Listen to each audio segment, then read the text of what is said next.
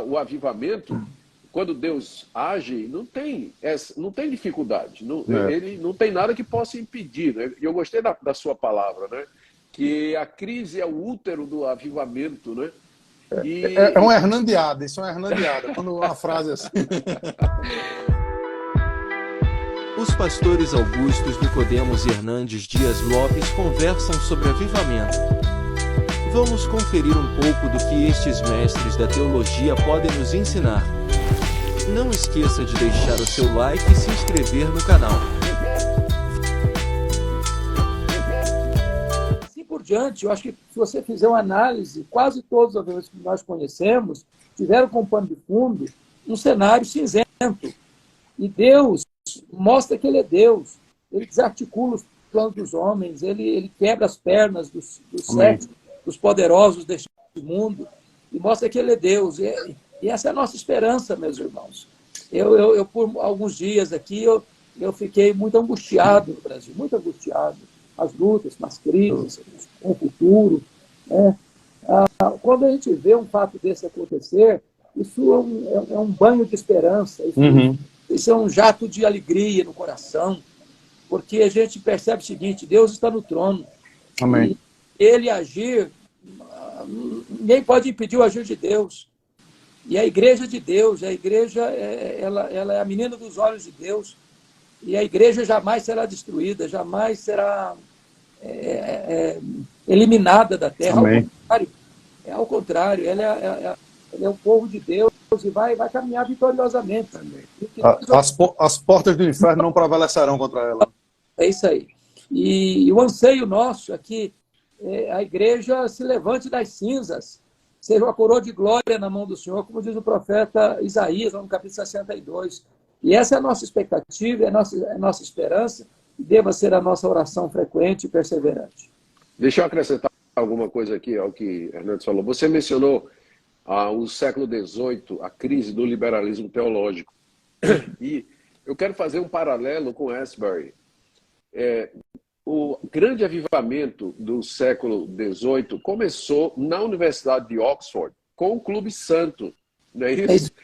Que tinha como membros o George Whitefield e o João Wesley. Então foi lá no coração da academia, dos liberais pensantes, dos fazedores da opinião do mundo naquela época, que Deus levantou dois jovens pastores anglicanos, episcopais, ligados à igreja da Inglaterra, para começar a pregar. E eles começaram a pregar, e o Espírito de Deus começou a agir através deles, a ponto de que os párocos disseram: vocês não podem mais pregar nas igrejas, vocês não podem mais. Atrai muita gente, ou isso que vocês estão pregando, a gente não quer. E eles tiveram que ir para o ar livre, né? E foi então que o fogo realmente ateou, não é? E aí, você percebe, hoje, o que aconteceu, nós estamos falando a respeito de um evento que também aconteceu numa universidade. É verdade que é uma universidade cristã, universidade metodista, mas ainda assim uma universidade, é representativa do saber, da busca pelo conhecimento, da autonomia humana e assim por diante. Mostrando isso que você está dizendo, que o avivamento, quando Deus age, não tem dificuldade. Ele não tem nada que possa impedir. Né? E eu gostei da sua palavra, né? Que a crise é o útero do avivamento. Né? É uma hernandeada, isso é uma hernandeada, quando uma frase assim. Maravilhoso. E é isso mesmo. E eu percebo, é significativo que esse mover do Espírito Santo que está acontecendo nos Estados Unidos, com todas as suas limitações, é claro, né? Nem tudo a gente concorda, não é? Alguma coisa a gente podia discordar, mas não há dúvida de que é uma obra de Deus, não é? E que está acontecendo principalmente nas universidades. Talvez uma coisa importante ressaltar, aquilo que Jonathan Edwards foi chamado teólogo do avivamento, todos os avivamentos podem ter aqui ou ali algum desvio, excesso, como teve lá na igreja primitiva. Né? Você infiltrados. Os infiltrados, Ananias e Safira. Você encontra lá em Samaria um Simão mágico. Né? Você encontra lá em Pafos um mágico, Elimas. Jesus. Jesus. Então, o fato de ter um infiltrado querendo corromper, querendo distorcer, querendo desacreditar a obra de Deus, não deva levar a gente a achar que jogar tudo fora, né? A famosa adágio popular, jogar a criança com a água da bacia fora. O pastor, e é interessante a conversa, né? Porque pastor Augusto citou duas figuras que não pensavam em muitas coisas, eles pensavam divergentemente em questões doutrinárias. Está falando de Whitefield e de John Wesley, né, que são duas pessoas com linhas teológicas completamente diferentes, e que nós, junto de alguns outros irmãos que estamos lutando e orando por avivamento, que pensamos diferentemente em algumas áreas, possamos aprender. Não é? Acho que Augusto Nicodemos tem um livretozinho fantástico chamado Onde é que deve estar a nossa tolerância, né? Onde a gente deve ser intolerante e onde a gente deve exercer a tolerância bíblica. Amém. Isso aí.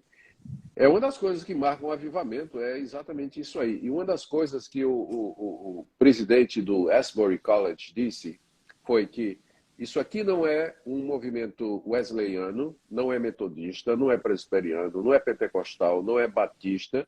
Nós não estamos colocando nenhum rótulo nisso aqui, porque nós estamos centrados naquilo que o Espírito Santo está fazendo: quebrantamento, transformação de vidas, conversão, reconciliação e a exaltação de Jesus Cristo. E a mesma coisa aconteceu nos grandes avivamentos históricos também. Embora o Wesley e o Whitefield eles tivessem pensamentos diversos, mas eles estavam unidos no mesmo propósito, de anunciar o evangelho àquela nação. E o Whitefield, inclusive, foi aos Estados Unidos, né? Encontrou-se com Jonathan Edwards e tudo mais. E veja coisa interessante, né? Quando a gente vai para os extremos, dos quais nós pudemos estar inseridos em um deles, né?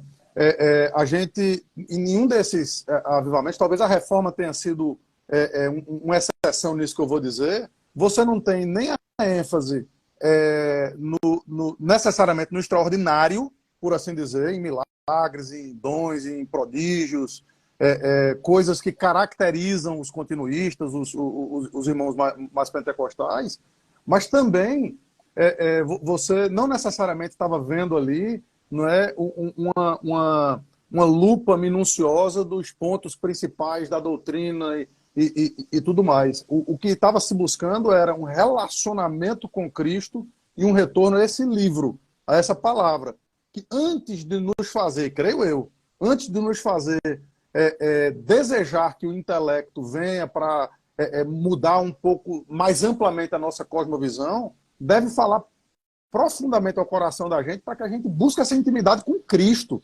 O que vem a partir disso aí é consequência. E que sejam boas as consequências. E que desejemos a doutrina. E que desejemos crescer no conhecimento de Deus. Mas a gente não pode imaginar que um negócio que começa com um bocado de jovem que nunca leu uma confissão de fé na vida, né, que já esteja dentro dos moldes que a gente, imagine que seja a coisa certa, né? É interessante notar que o relacionamento com Cristo é o maior e mais importante resultado de qualquer avivamento. Não é a manifestação de milagres ou o zelo doutrinário, mas a intimidade com Cristo e o desejo pela sua glória. Que Deus venha avivar a sua obra no Brasil. Deixe nos comentários a sua opinião e vamos buscar o avivamento.